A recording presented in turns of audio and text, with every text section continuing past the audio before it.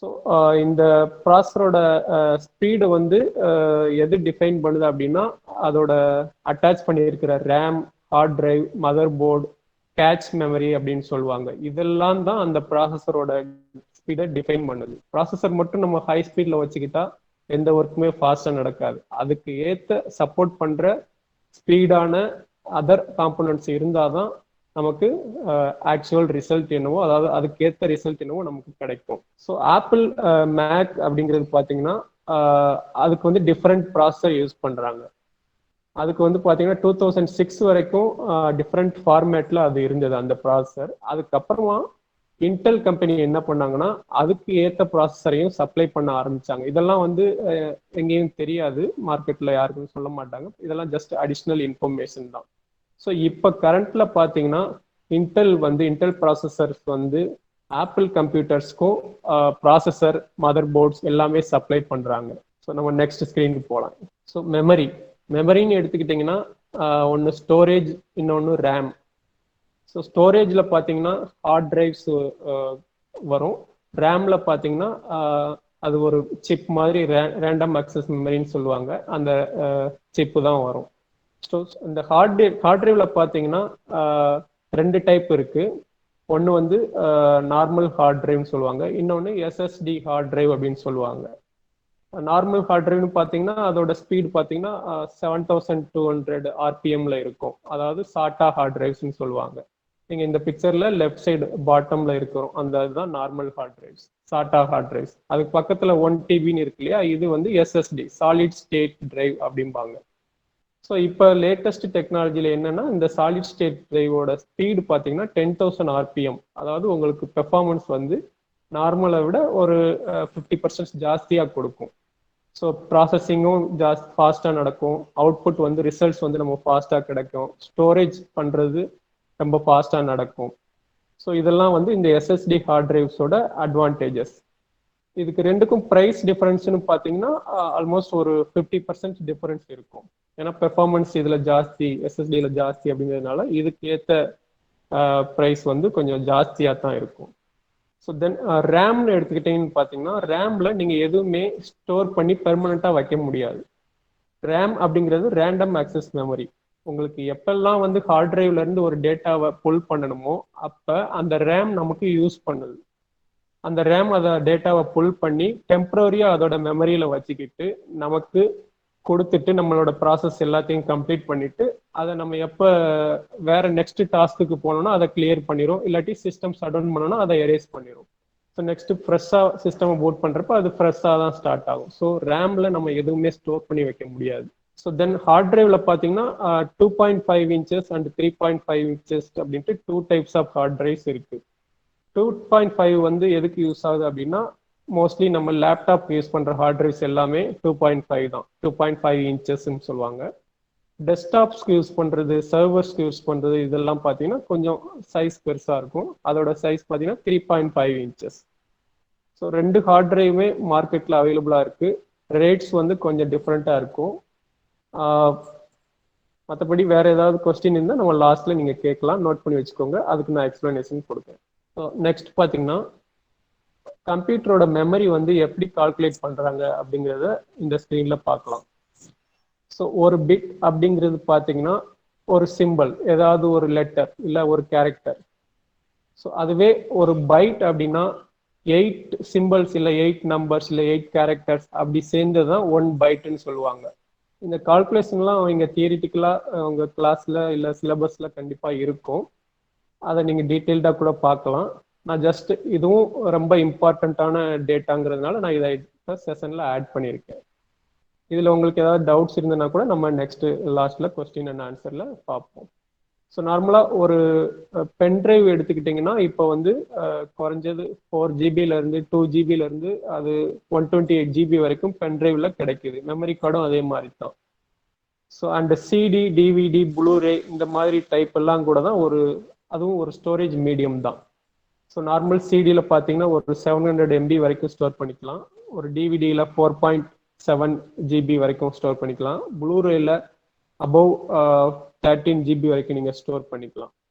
So இதெல்லாம் வந்து ஒரு medium of storage devices. Pen drive, memory cards or flash cards, micro flash cards, CD, DVD, Blu-ray இது எல்லாமே ஒரு ஸ்டோரேஜ் டிவைசஸ் தான். ஸோ நீங்கள் வந்து பார்த்தீங்கன்னா இந்த ஸ்டோரேஜ் டிவைசஸ் வந்து எதுக்கு யூஸ் பண்ணுறீங்கன்னா ஒரு டேட்டாவை ஒரு இடத்துல இருந்து இன்னொரு இடத்துக்கு காப்பி பண்ணி கொண்டு போகிறதுக்கோ இல்லை டிரான்ஸ்ஃபர் பண்ணுறதுக்கோ இந்த மாதிரி மீடியம்ஸ் எல்லாம் நம்ம யூஸ் பண்ணுறோம். ஓகே, மெயினாக பார்த்தீங்கன்னா ஃபைல்ஸு, டாக்குமெண்ட்ஸ், மியூசிக், மூவிஸ் இந்த மாதிரி கண்டென்ட் எல்லாத்தையுமே இந்த மாதிரி மீடியமில் நம்ம டிரான்ஸ்ஃபர் பண்ணிக்கலாம் ஈஸியாக.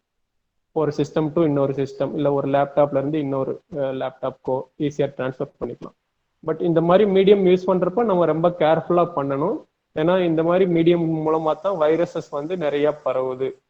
இன்டர்நெட் இல்லாத சிஸ்டம்ஸ்ல இந்த மாதிரி மீடியம் மூலமாக தான் வைரஸ் நிறைய பரவும். அதை பற்றி டீட்டெயிலாக நெக்ஸ்ட் செஷன்ல பார்க்கலாம். ஸோ இப்போ பார்த்தீங்கன்னா பெரிஃபரல்ஸ்ன்னு சொல்லுவாங்க. கம்ப்யூட்டர்ல வேற என்னென்னலாம் நம்ம ஆட் பண்றோமோ அதெல்லாமே பெரிஃபரல்ஸ் அப்படிம்பாங்க. பெரிஃபரல்ஸ் எது வழியாக கனெக்ட் ஆகுது அப்படின்னு பார்த்தீங்கன்னா ஒரு பர்டிகுலர் போர்ட்டுங்கிறது ஒவ்வொரு சிபியு, லேப்டாப் எல்லாத்துலேயுமே அந்த போர்ட் அவைலபிளாக இருக்கும். என்னென்ன போர்ட் நார்மலாக அவைலபிளாக இருக்கும் அப்படின்னு பார்த்தீங்கன்னா ஒரு லேப்டாப்லேயோ இல்லை டெஸ்க்டாப்லேயோ பார்த்தீங்கன்னா ஆடியோ போர்ட்ஸ் இருக்கும், விஜிஏ போர்ட்ஸ் இருக்கும், டிவிஐ, ஹெச்டிஎம்ஐ இதெல்லாம் விஜிஏவோட அட்வான்ஸ்டு ஃபார்மேட். ஹெச்டிஎம்ஐங்கிறது லேட்டஸ்ட் டெக்னாலஜி, டிவிஐ அதே மாதிரி latest technology, digital video. So அதே மாதிரி இன்டர்நெட் கனெக்ட் பண்ணுறதுக்கான கேபிள் வந்து ஈத்தர்நெட் கேபிள் மூலமா, ஈத்தர்நெட் போர்ட் மூலமா நம்ம கனெக்ட் பண்ணுவோம். ஸோ தென் PS2, அப்புறம் யூஎஸ்பி. PS2ங்கிறது பர்சனல் ஸ்டேஷன் 2 அப்படிம்பாங்க. யூஎஸ்பி அப்படிங்கிறது யூனிவர்சல் சீரியல் பஸ். இதெல்லாம் வந்து கீபோர்டு இல்லை மவுஸ் இல்லை ஃப்ளாஷ் டிரைவ்ஸ், பென் டிரைவ்ஸ் இல்லை வேற ஏதாவது கேமரா எது வேணாலும் இந்த மீடியம் வழியா கனெக்ட் பண்ணிக்கலாம். இதெல்லாம் வந்து பெரிஃபரல்ஸ், எக்ஸ்ட்ரா வந்து சிபியூல கனெக்ட் பண்றதுக்கு நமக்கு யூஸ் பண்ற போர்ட்ஸ். இதெல்லாம் தான் எல்லா சிபியூ இல்லை டெஸ்க்டாப் இல்லை லேப்டாப்ல அவைலபிளா இருக்கும். ஸோ நெக்ஸ்ட் ஸ்கிரீன் போகலாம். எக்ஸ்டர்னல் பெரிஃபரல்ஸ் அப்படின்னு பார்த்தீங்கன்னா monitor, joystick, speakers, external CD drive இருக்கு, தென் பிரிண்டர்ஸ் இருக்கு. ஸோ ஒரு எக்ஸ்டர்னல் ஹார்ட் டிரைவ் கனெக்ட் பண்ணலாம். இதெல்லாம் வந்து எக்ஸ்டர்னல் பெரிஃபரல்ஸ்ன்னு சொல்லுவாங்க. இல்லை எக்ஸ்டர்னலாக ஒரு ஸ்கேனர் கனெக்ட் பண்ணிக்கலாம். ஸோ இதெல்லாமே பெரிஃபரல்ஸ் அப்படின்னு சொல்லுவாங்க. இதெல்லாமே கம்ப்யூட்டரில் கனெக்ட் பண்ணுறதுக்கு பர்டிகுலர் போர்ட்ஸ் வேணும். அதெல்லாம் வந்து எல்லா லேப்டாப் அண்டு டெஸ்க்டாப்ஸில் அவைலபிளாக இருக்கும். அது வழியாக இந்த போர்ட் வழியாக நம்ம டேட்டாவை ட்ரான்ஸ்ஃபர் பண்ணிக்கலாம் இல்லை கம்யூனிகேட் பண்ணிக்கலாம். நெக்ஸ்ட் ஸ்க்ரீன் போகலாம். ஸோ எப்படி கம்ப்யூட்டர் ஒர்க் ஆகுது அப்படிங்கிறத ஒரு பிக்சர் மூலமாக சொல்லியிருக்காங்க. ஸோ என்ன பண்ணுது கம்ப்யூட்டர் அப்படின்னு பார்த்தீங்கன்னா ஃபர்ஸ்ட் இன்புட்டை ரிசீவ் பண்ணிக்குது. இன்புட் அப்படிங்கிறது பார்த்தீங்கன்னா நம்ம கொடுக்குற ஒரு டெக்ஸ்ட் இல்லை கமாண்ட். அது வந்து பார்த்தீங்கன்னா ஒரு கீபோர்டு வழியாக போகும் இல்லை மவுஸ் வழியாக போகும். அந்த கமாண்ட் போய் எங்கே போகுதுன்னா சிபியூக்குள்ளே போய் அந்த ப்ராசஸரில் ப்ராசஸ் பண்ணும். சிபியூவில் அந்த ப்ராசஸ் பண்ணுறதுக்கு ரேம் அண்டு ஹார்ட் டிரைவ் இதெல்லாம் வந்து வெரி இம்பார்ட்டன்ட். ஸோ இந்த ப்ராசஸ் பண்ணி முடிஞ்ச அவுட்புட் வந்து நமக்கு எதில் ப்ரெசென்ட் ஆகுதுன்னா நமக்கு ஒரு மானிட்டர்லேயோ இல்லை ஒரு பிரிண்டர்லேயோ இல்லை எக்ஸ்டர்னல் மீடியம் ஏதோ பென்ட்ரைவ்லையோ காப்பி பண்ணி போகிறதுக்கு அந்த ப்ராசஸர் யூஸ் ஆகுது. ஸோ இதெல்லாம் வந்து basic concept of computer. I mean computer how it works அப்படின்னு சொன்னால் இன்புட், ப்ராசஸிங், அவுட்புட், இதுதான் சிம்பிள். ஒரு கொஸ்டின் அண்ட் ஆன்சர்ஸ் மாதிரி வச்சுருக்கேன். நீங்கள் யாராவது தெரிஞ்சால் இதுக்கு சொல்லலாம். Intel makes the majority of the processors for both Windows and Apple computers. இதோட ஆன்சர் பார்த்தீங்கன்னா எஸ்.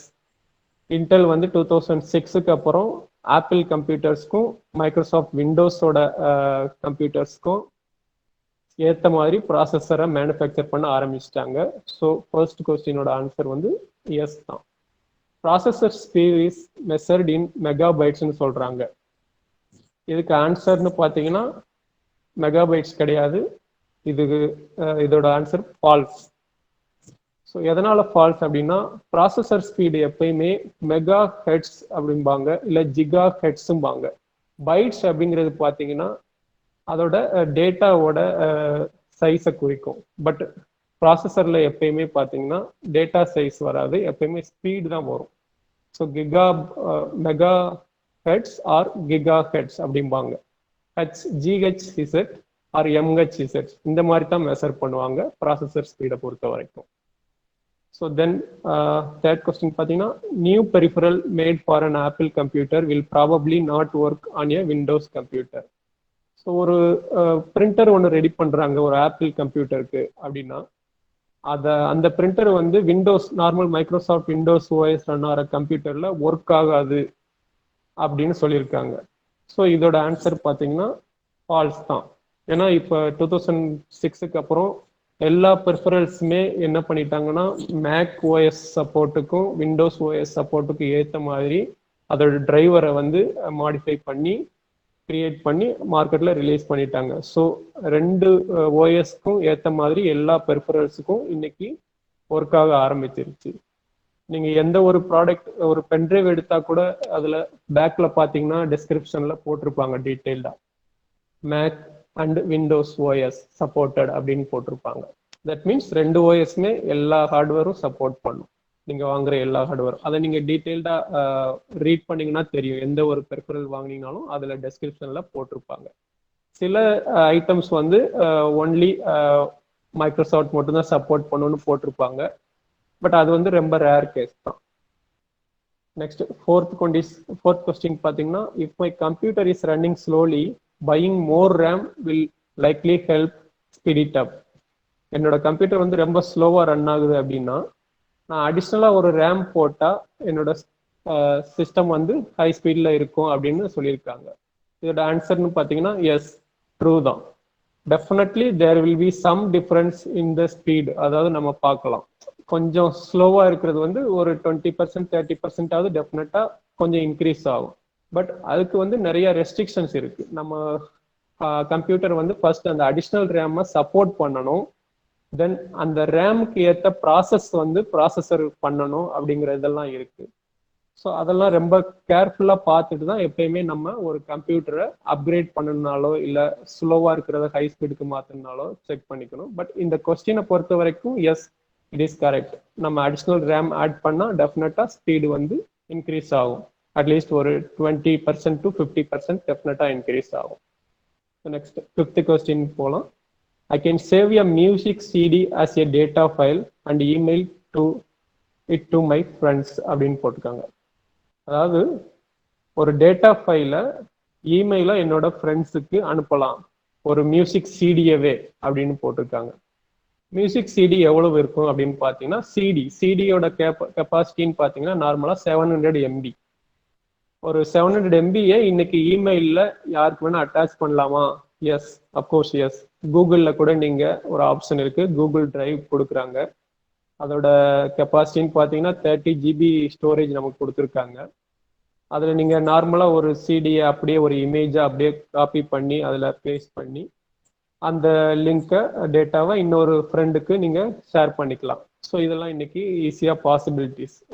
இதுவே ஒரு 20 இயர்ஸ்க்கு முன்னாடி இதெல்லாம் நாட் பாசிபிள். பட் இப்போ ப்ரெசன்ட் சுச்சுவேஷனில் எல்லாமே இது பாசிபிள் தான். அப் டு நீங்க ஜிபி கணக்கில் கூட டேட்டாவை ஒரு இமெயில் லிங்க் மூலமா உங்க ஃப்ரெண்ட்ஸுக்கு நீங்க ஷேர் பண்ணிக்கலாம். So next one, I can attach a keyboard to my computer using the HDMI port அப்படின்னு இருக்காங்க. ஸோ ஒரு கீபோர்டை வந்து HDMI போர்ட் வழியா கனெக்ட் பண்ணலாமா அப்படின்னு கொஸ்டின். கீபோர்டை பார்த்தீங்கன்னா நார்மலா PS2 அண்ட் USB இந்த ரெண்டு மீடியம் வழியா மட்டும்தான் கனெக்ட் பண்ண முடியும். HDMI வந்து டெஃபினட்டா கனெக்ட் பண்ணவே முடியாது. எந்த ஒரு கம்ப்யூட்டருக்கும் கீபோர்டை மட்டும் HDMI போர்ட் வழியா எங்கேயுமே கனெக்ட் பண்ண முடியாது. ஏன் அப்படின்னா HDMI அப்படிங்கிறது ஹை டெஃபினிஷன், அதாவது டிஸ்பிளேக்கான ஒரு மீடியம் தான் HDMI. பட் நீங்க கீபோர்டு அப்படிங்கிறது பார்த்தீங்கன்னா அது it's not a display medium, it's a input medium. So அதனால அதுக்கு தேவையான பவர் அண்ட் டிரான்ஸ்ஃபரிங் இன்ஃபர்மேஷன்ஸ் இதெல்லாம் வந்து நார்மல் USB-யும் PS2 மட்டும்தான் கொடுக்கும், HDMI-யால கொடுக்க முடியாது. ஸோ அதனால இந்த கொஸ்டினுக்கான ஆன்சர் வந்து ராங், ஐ மீன் ஃபால்ஸ். ஸோ நெக்ஸ்ட் கொஸ்டின் பார்த்தீங்கன்னா I can't save music on a DVD disk because it is only used for movies. So இது உங்களுக்கு புரியும், ஈஸியாக புரியுதுன்னு நினைக்கிறேன். அதாவது ஒரு மியூசிக்கை வந்து டிவிடியில் நான் ரைட் பண்ண முடியாது, அதாவது சேவ் பண்ண முடியாது அப்படின்னு இருக்காங்க. ஏன்னா டிவிடி வந்து ஒன்லி ஃபார் மூவிஸ் அப்படின்னு சொல்லியிருக்காங்க. ஸோ இதோட ஆன்சர் ஃபால்ஸ் தான். டிவிடி அப்படிங்கிறது எனிதிங் யூ கேன் ரைட். ஒரு டேட்டா ஃபைலாக இருக்கட்டும், ஒரு மூவியாக இருக்கட்டும், ஒரு மியூசிக்காக இருக்கட்டும், இல்லை ஒரு ஜிப்டு ஃபைலாக இருக்கட்டும், எதை வேணால் நீங்கள் ரைட் பண்ணலாம். மூவிஸை மட்டும்தான் டிவிடியில் ரைட் பண்ண முடியும் அப்படிங்கிறது ஒரு ராங் இன்ஃபர்மேஷன். ஸோ இதோட ஆன்சர் வந்து ஃபால்ஸ். ஸோ நம்பர் 8 பார்த்தீங்கன்னா the USB port can can charge the batteries of many portable devices because it transfers both data and power. So இதுக்கு டெஃபினட்டாக உங்களுக்கு ஆன்சர் தெரிஞ்சிருக்கும். ஆன்சர் வந்து yes, it is true. USB port வழியா பவரும் transfer ஆகும், டேட்டாவும் டிரான்ஸ்ஃபர் ஆகும். நீங்களே லேப்டாப்லேயோ இல்லை டெஸ்க்டாப்லேயோ நீங்களே ஒரு மொபைலை சார்ஜ் பண்ணலாம். ஸோ அது உங்களுக்கு தெரியும். நெக்ஸ்ட் கொஸ்டின் பார்த்தீங்கன்னா 1 TB hard drive should be able to store approximately 1 trillion characters or over 1000 CDs or about 200 DVDs. இதுக்கு ஒரு சின்ன கால்குலேஷன் இருக்கு. நீங்க இந்த செஷன் முடிஞ்சதுக்கு அப்புறம் கூட இதை நோட் பண்ணிக்கோங்க. 1000 CDs அப்படிங்கிறது எவ்வளவு ஜிபி வரும் இல்லை எவ்வளவு டிபி வரும் அப்படிங்கிறது. நார்மலா 1024 GB தான் ஒரு டிபி. ஸோ அவங்க கேட்டது 1 TB தான். ஸோ 1024 GB வருமா 1000 CDஸை நீங்க கால்குலேட் பண்ணீங்கன்னா அப்படின்னா டெஃபினட்டா வரும். So I can save documents in RAM on my computer to access later அப்படின்னு கேட்டிருக்காங்க. ஸோ ரேம்ல எப்பயுமே ஃபைல்ஸோ இல்லை டாக்குமெண்ட்ஸோ நம்ம சேவ் பண்ண முடியாது. ஏன்னா அது வந்து ஒரு மீடியம், அதாவது ப்ராசஸருக்கும் ஹார்ட் டிரைவ்க்கும் இன்டர்பிரேட் பண்ற ஒரு மீடியம். ஸோ ஒன்ஸ் அந்த டேட்டாவை ப்ராசஸர் வந்து ஹார்ட் டிரைவ் கொடுத்துட்டாலோ இல்லை ஹார்ட் டிரைவ் வந்து அந்த டேட்டாவை ப்ராசஸருக்கு கொடுத்துட்டாலோ அந்த ரேம் அந்த இதை எரேஸ் பண்ணிடும். ஏன்னா அது டெம்பரரி ஸ்டோரேஜ் டிவைஸ். ரேம் அப்படிங்கிறது பார்த்தீங்கன்னா டெம்பரரி ஸ்டோரேஜ் டிவைஸ். ஸோ இதோட ஆன்சர்னு பார்த்தீங்கன்னா ஃபால்ஸ் தான் வரும். நம்ம இப்போ நெக்ஸ்ட் பேஜுக்கு போகலாம். So introduction to operating systems. So operating systems வந்து என்னென்ன இருக்கு, அது எப்படியெல்லாம் நம்ம யூஸ் பண்றோம், எங்கெங்கெல்லாம் யூஸ் பண்றோம் அப்படிங்கிறத டீட்டெயில்டாக பார்க்கலாம். ஸோ 1981 தான் ஃபர்ஸ்ட் மைக்ரோசாஃப்டோட ஆப்ரேட்டிங் சிஸ்டம் ரிலீஸ் பண்ணாங்க. அது மைக்ரோசாஃப்ட் தாஸ்ன்னு சொல்லுவாங்க, டிஸ்க் ஆப்ரேட்டிங் சிஸ்டம். அதில் ஒன்றும் நீங்கள் கிராஃபிக்கலாக எந்த இன்டர்ஃபேஸும் பார்க்க முடியாது, ஒரு விண்டோ கிடையாது, ஜஸ்ட் கமாண்ட் தான். ஸோ அதுக்கப்புறம் அவங்க டெவலப் பண்ணி கொஞ்சம் கொஞ்சமாக வந்து இப்போ விண்டோஸ் 10 வரைக்கும் வந்திருக்காங்க. ஸோ விண்டோஸ் 95 நீங்கள் மோஸ்ட்லி யாரும் பார்த்துருக்க மாட்டீங்க, 98 யாரும் பார்த்துருக்க மாட்டீங்க. நீங்கள் வந்து விண்டோஸ் விஸ்டால இருந்து தான் இப்போ உள்ள ஸ்டூடெண்ட்ஸ் எல்லாம் பார்த்துருப்பீங்க. பட் நாங்கள் வந்து இந்த MS தாஸ்ல இருந்தே நான் வந்து ஒர்க் பண்ணியிருக்கேன். ஸோ இந்த எல்லா வெர்ஷன்ஸுமே பார்த்தீங்கன்னா மைக்ரோசாஃப்ட் தான் ரிலீஸ் பண்ணாங்க. எவ்ரி இயர் அதை அப்கிரேட் பண்றப்ப என்ன பண்ணுவாங்கன்னா அதோட ப்ரீவியஸ் வெர்ஷனோட அப்டேட்ஸை ஸ்டாப் பண்ணுவாங்க. இப்போ புதுசா ஃபார் எக்ஸாம்பிள் புதுசா ஒரு விண்டோஸ் 11 அப்படிங்கிற ஒரு OS ரெடி பண்றாங்க அப்படின்னாங்கன்னா விண்டோஸ் 10க்கான சப்போர்ட்ஸ் அண்ட் அப்டேட்ஸ் எல்லாத்தையுமே ஸ்டாப் பண்ணிடுவாங்க. எதனால ஸ்டாப் பண்றாங்கன்னா விண்டோஸ் 11 வந்தா விண்டோஸ் 10 யூசர்ஸ் எல்லாமே அதை மூவ் பண்ண மாட்டாங்க, வாங்க மாட்டாங்க அப்படிங்கிறதுக்காக வேண்டி விண்டோஸ் 10ஓட சப்போர்ட் அப்படிங்கிறது பார்த்தீங்கன்னா ஒரு ஃபைல்ஸா இன்டர்நெட்ல அப்டேட் பண்ணிட்டே இருப்பாங்க, அதாவது புஷ் பண்ணிட்டே இருப்பாங்க. எல்லா விண்டோஸ் 10 OS எல்லாத்துக்குமே ஒரு அப்டேட்ஸ் அப்படிங்கிறத பார்த்தீங்கன்னா எவ்ரி வீக் வந்து புஷ் பண்ணிட்டே இருப்பாங்க. அந்த அப்டேட்ஸ்ல என்ன இருக்கும் அப்படின்னு பார்த்தீங்கன்னா உங்க கம்ப்யூட்டர் இன்ஃபெக்ட் ஆகாததுக்கான ப்ரொடெக்ஷன், சில ஹார்ட்வேர்ஸ் வந்து மிஸ்பிஹேவ் பண்ணும், அதோட ஃபிக்சஸ். இப்போ நார்மலாக நீங்கள் ஆண்ட்ராய்டு மொபைலில் பார்த்தீங்கன்னா எல்லா ஆப்ஸும் பார்த்தீங்கன்னா ஒரு அப்டேட்ஸ் வந்து எவ்ரி வீக் இல்லை எவ்ரி டே இல்லை எவ்ரி மந்த் ஒரு அப்டேட் வந்துட்டே இருக்கும். அதில் என்ன இருக்கும் அப்படின்னு பார்த்தீங்கன்னா ஆல்ரெடி அந்த யூஸ் பண்ணவங்க என்ன பண்ணுவாங்கன்னா ஏதாவது ஒரு இஷ்யூ இருக்கும், அதை ஒரு கம்ப்ளைண்ட்டாக ரைஸ் பண்ணியிருப்பாங்க அந்த கம்பெனிக்கு இல்லை அந்த விண்டோஸ் சர்வருக்கோ இல்லை விண்டோஸ் 10 OS கம்பெனிக்கோ. அதை வந்து ரைஸ் பண்ணியிருப்பாங்க. அதை அவங்க அனலைஸ் பண்ணி அதுக்கான ஒரு சொல்யூஷனை ஃபைண்ட் பண்ணி அதை ஒரு கோடு மூலமா ஃபிக்ஸ் பண்ணி அந்த கோடை தான் உங்களுக்கு புஷ் பண்ணுவாங்க. நீங்களும் இந்த கோடை இல்லை இந்த அப்டேட்டை இன்ஸ்டால் பண்ணீங்கன்னா அந்த இஷ்யூ இருக்காது அப்படிங்கிறதுக்காக வேண்டி தான் இந்த அப்டேட்ஸ் அப்படிங்கிறது வந்துட்டே இருக்கும். ஸோ இல்லை ஒரு வைரஸ் அட்டாக் ஆக போகுது அப்படின்னா இதுல இருந்து ப்ரொடெக்ட் பண்றதுக்கு ஒரு கோடு வேணும் இல்லை ஒரு சீல்டு வேணும் அப்படின்னா உடனே அவங்க கிரியேட் பண்ணுவாங்க, ஒரு அப்டேட்டை கிரியேட் பண்ணி அதை உங்களுக்கு புஷ் பண்ணுவாங்க. அதை நீங்க இன்ஸ்டால் பண்ணிட்டீங்கன்னா ஒரு லேட்டஸ்ட் வைரஸ் அட்டாக்ல இருந்து உங்க சிஸ்டமையோ இல்லை லேப்டாப்பையோ இல்லை ஒரு ஆண்ட்ராய்டு மொபைலையோ iOS மொபைலையோ நீங்க ப்ரொடெக்ட் பண்ணிக்கலாம். அந்த மாதிரி அப்டேட்ஸ் வந்து எப்போ ஸ்டாப் பண்ணுவாங்கன்னா அதோட அடுத்த வெர்ஷன் ரிலீஸ் பண்றாங்க ஒரு ஆப்ரேட்டிங் சிஸ்டமோ இல்லை வேற ஏதோ ஆண்ட்ராய்டு மொபைல்லே பார்த்தீங்கன்னா லேட்டஸ்ட் வெர்ஷன்ஸ் வந்துட்டே இருக்கு. நான் சொல்றது ஓஎஸ், பர்டிகுலரா ஓஎஸ்ல தான் இந்த மாதிரி சப்போர்ட் எல்லாம் கொடுப்பாங்க, ரெகுலரா கொடுத்துட்டு இருப்பாங்க. நெக்ஸ்ட் வெர்ஷன் ரிலீஸ் பண்றப்ப ப்ரீவியஸ் வெர்ஷனுக்கான சப்போர்ட்டை அண்ட் அப்டேட்டை ஸ்டாப் பண்ணிடுவாங்க. ஏன்னா அப்பதான் நீங்க லேட்டஸ்ட் வெர்ஷனுக்கு நீங்க மூவ் பண்ணுவீங்க, ஒரு இன்ஸ்ட்ருமெண்ட்டோ இல்லை ஓஎஸ்ஐயோ நீங்க பர்ச்சேஸ் பண்ணுவீங்க. அப்படி பர்ச்சேஸ் பண்ணாதான் அந்த கம்பெனி வந்து லாங் ரன்னுக்கு எம்ப்ளாயிஸ்க்கு இதெல்லாம் சேலரி கொடுக்க முடியும் அப்படிங்கிறதுக்காண்டி இந்த மாதிரி ஒரு டெக்னிக்கை ஃபாலோ பண்றாங்க. ஸோ விண்டோஸ் 7, 8, 10 இதெல்லாம் இப்போ மார்க்கெட்ல நிறைய பேர் யூஸ் பண்றாங்க. இந்த விண்டோஸ் 7, 8 அப்படின்னு பார்த்தீங்கன்னா இந்த ரெண்டு ஓஎஸ்க்கும் இப்போ விண்டோஸ் சப்போர்ட்டை நிப்பாட்டிட்டாங்க. சப்போர்ட் மீன்ஸ் நீங்க அதுல ஒரு இஷ்யூ அப்படின்னு ஒரு கால் பண்ணி டிக்கெட் ரைஸ் பண்ண முடியாது. இல்லை அதுல ஒரு அப்டேட்ஸ் ஏதாவது புதுசாக வருது அப்படின்னா அந்த பர்டிகுலர் அப்டேட்டை விண்டோஸ் 7க்கும் 8க்கும் உங்களுக்கு கிடைக்காது. ஏன்னா அதை அவங்க புஷ் பண்ண மாட்டாங்க, ஸ்டாப் பண்ணிடுவாங்க. ஸோ இப்போ கரண்ட்டாக பார்த்தீங்கன்னா விண்டோஸ் 10க்கான அப்டேட்ஸ் தான் மார்க்கெட்டில் அவைலபிளாக இருக்கு. ஸோ எல்லாருமே விண்டோஸ் 10 வாங்கணும் அப்படிங்கிறது தான் அவங்களோட நோக்கம். ஸோ 10 வாங்குனீங்கன்னா உங்களுக்கான எல்லா ப்ரொடெக்ஷனும் உங்களுக்கு அவங்க புஷ் பண்ணிகிட்டே இருப்பாங்க, அப்டேட்ஸ் மூலமாக உங்களுக்கு புஷ் பண்ணிட்டு இருப்பாங்க. உங்கள் சிஸ்டம் வந்து ஒரிஜினல் லைசன்ஸ், ஐ மீன் இது எல்லாமே ஒரிஜினல் லைசன்ஸ் இருக்கிறப்ப நீங்க உங்க சிஸ்டம் வந்து பக்காவா ப்ரொடெக்ஷன்ல இருக்கும். எந்த ஒரு வைரஸும் அட்டாக் ஆகாது, எந்த ஒரு ஹார்ட்வேர் இஷ்யூ இல்லை டிரைவர் இஷ்யூ இந்த மாதிரி இதெல்லாம் வராது. விண்டோஸ் 10 பொறுத்த வரைக்கும் ஒரிஜினல் ஓஎஸ்ல இந்த இஷ்யூ எல்லாம் இருக்காது. ஸோ நீங்க நார்மலா விண்டோஸ் 7 இல்லை 8 வச்சிருந்தீங்கன்னா அதை அப்கிரேட் கூட பண்ணலாம். அதுக்கான லைசன்ஸ் காஸ்ட்டை நீங்க விண்டோஸ் 10க்கு பே பண்ணீங்கன்னா ஈஸியா அப்கிரேட் பண்ணிக்கலாம். நீங்க விண்டோஸ் 7 வந்து யூஸ் பண்ணித்தான் ஆகணும் அப்படின்னா யூஸ் பண்ணலாம்.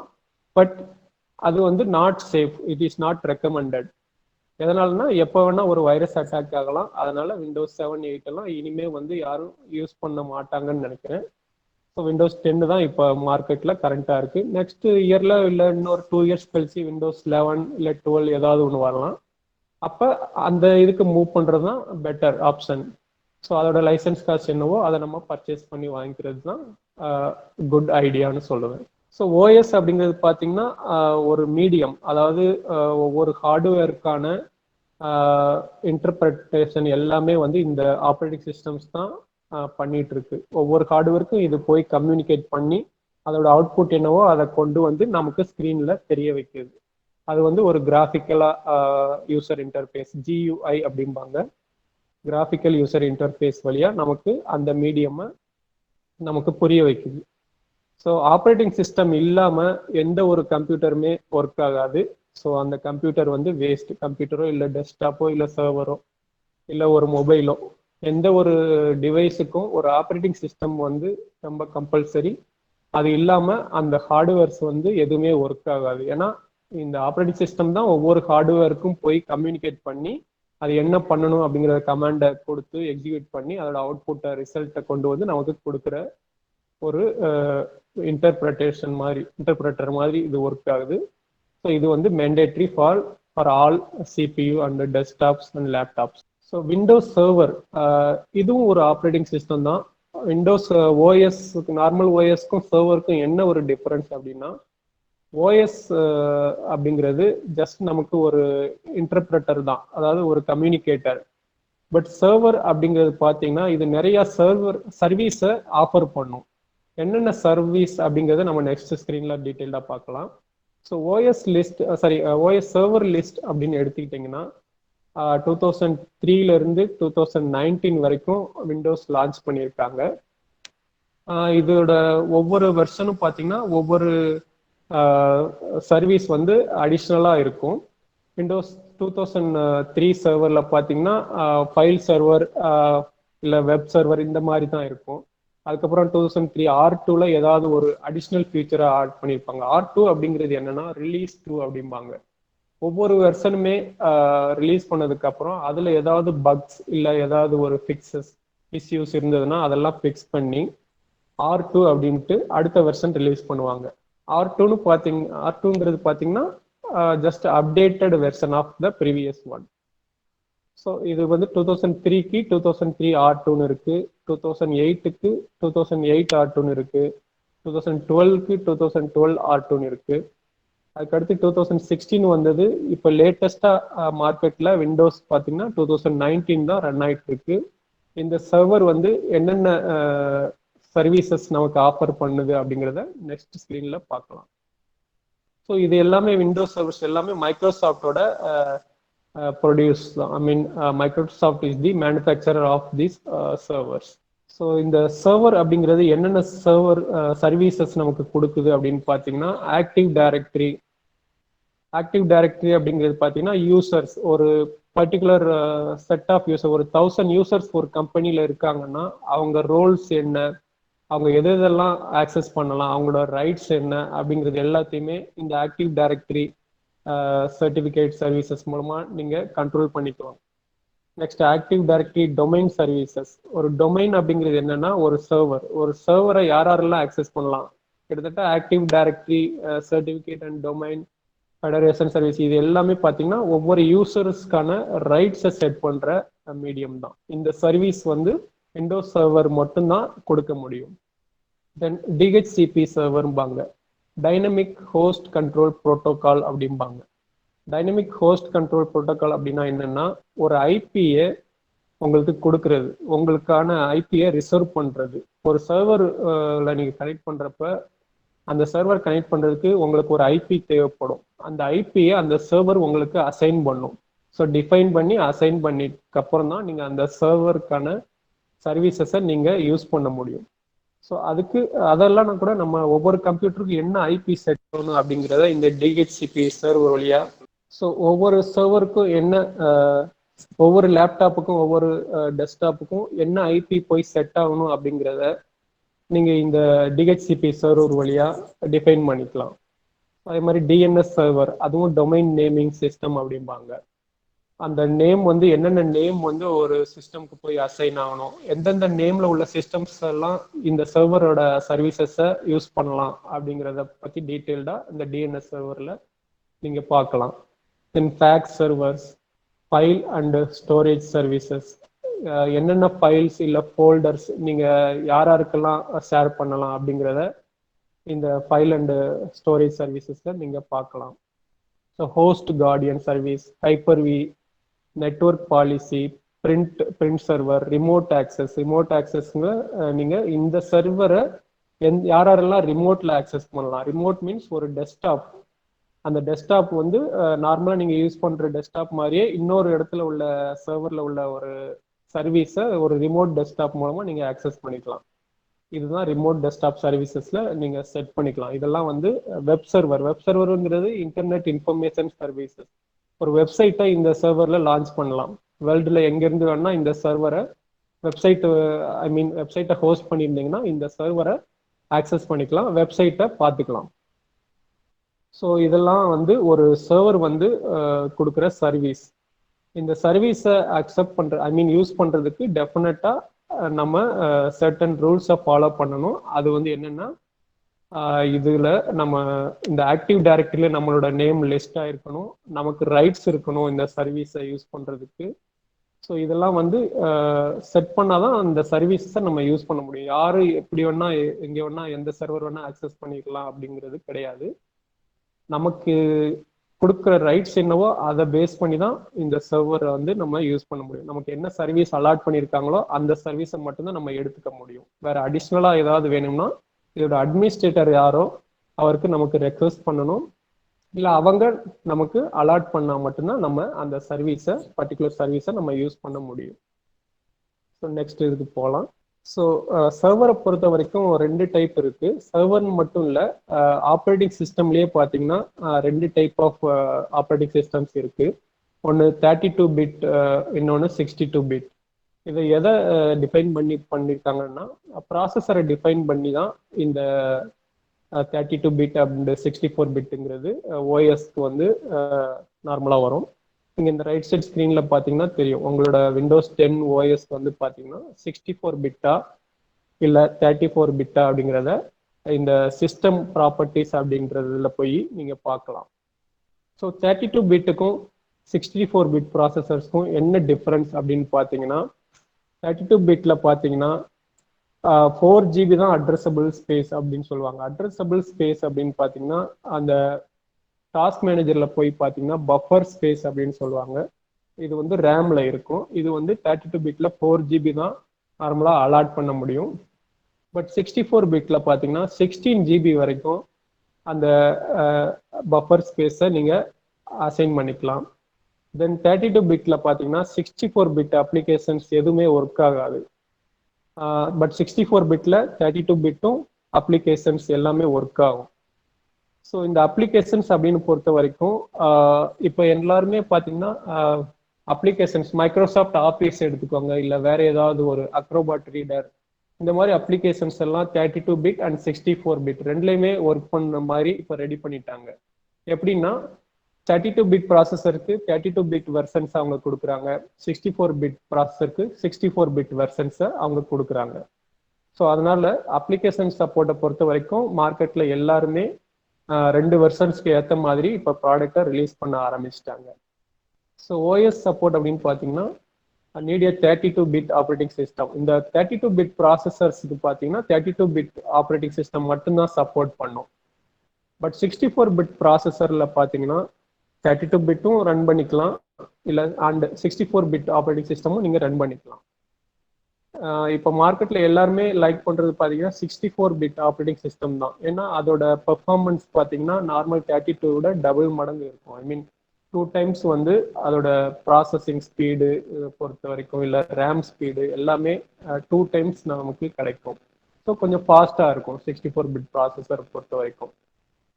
தென் CPU ரிக்குவயர்மெண்ட் பார்த்தீங்கன்னா 32 bit operating systems and applications require 32 bit CPU. அது தெரிஞ்சதுதான். 32 பிட் ப்ராசஸர் இருந்ததுன்னா அதில் ஓஎஸ் பார்த்தீங்கன்னா 32 பிட் மட்டும்தான் இன்ஸ்டால் பண்ண முடியும். அதே மாதிரி 64 பிட்ல 64 பிட் ப்ராசஸரில் 64 பிட் ஓஎஸை நீங்கள் நார்மலாக இன்ஸ்டால் பண்ணிக்கலாம். இது பார்த்தீங்கன்னா சிஸ்டம்ஸ் அவைலபிள் 32 பிட் ப்ராசஸர்ஸ் பார்த்தீங்கன்னா அது Windows 7, 8, Vista, XP and Linux இந்தந்த ஓஎஸ் எல்லாம் வந்து 32 ப்ராசஸர் சப்போர்ட் பண்ணும். இப்போ லேட்டஸ்ட்டாக பார்த்தீங்கன்னா 64 பிட் ப்ராசஸர்ஸ் வந்து என்னென்ன ஓஎஸ் எல்லாம் சப்போர்ட் பண்ணுன்னு பார்த்தீங்கன்னா Windows XP professional, Windows Vista, Windows 7, Windows 8, Windows 10, Linux and Mac OS X. OS X அப்படிங்கிறது ஓஎஸ் 10 நம்பர் 10 வெர்ஷன். ஸோ இந்த ஓஎஸ் எல்லாம் பார்த்தீங்கன்னா 64 பிட் ப்ராசஸரை சப்போர்ட் பண்ணும். இதில் நீங்கள் 64 பிட் ப்ராசஸரில் 32 பிட்டும் நீங்கள் இன்ஸ்டால் பண்ணிக்கலாம். பட் பெர்ஃபார்மன்ஸ் வந்து ஸ்லோவாக இருக்கும். 64 பிட்டுக்கு தேவையான ப்ராசஸிங் ஸ்பீடு எடுக்கணும் அப்படின்னா நீங்கள் 64 பிட் ஓஎஸை மட்டும்தான் அதில் இன்ஸ்டால் பண்ணணும். ஸோ மெமரி லிமிட்ஸ்ன்னு பார்த்தீங்கன்னா 32 பிட் சிஸ்டமில் 3.2 GB ரேம் அது மட்டும்தான் யூஸ் பண்ண முடியும். அண்ட் மேக்ஸிமம் வந்து 4 GB அது ஃபிசிக்கல் மெமரி ஸ்பேஸ். 4 GBக்கு மேலே 32 பிட் வந்து சப்போர்ட் பண்ணாது. பட் 64 பிட்ல பார்த்தீங்கன்னா அது வந்து பில்லியன் கணக்கில் அன்லிமிட்டெட் மாதிரி கிட்டத்தட்ட enable you to store up to 17 billion GB of RAM. So 17 பில்லியன்ங்கிறது கிட்டத்தட்ட அன்லிமிட்டட் தான், நம்ம அவ்வளோ ரேம் யூஸ் பண்ண மாட்டோம். ஸோ இதுதான் 64 பிட் ப்ராசஸர்ஸோட அட்வான்டேஜ். நீங்கள் இதெல்லாம் ஃபிசிக்கலாக யூஸ் பண்ணுறப்ப சிஸ்டம் அப்படிங்கிற ஒரு டேபுக்குள்ளே போயிட்டு நீங்கள் இதெல்லாம் செக் பண்ணி பார்க்கலாம். இன்ஸ்டால்டு மெமரி எவ்வளவு, சிஸ்டம் டைப் என்ன, 64 பிட் ஆப்ரேட்டிங் சிஸ்டம்லாம், அதோட ப்ராசஸர் X64 பேஸ்டு ப்ராசஸர் அப்படின்னு இருந்தால் இட் இஸ் 64 பிட் ப்ராசஸர்னு அர்த்தம். எக்ஸுங்கிறது அந்த சிபியூவோட ஐடென்டிட்டி.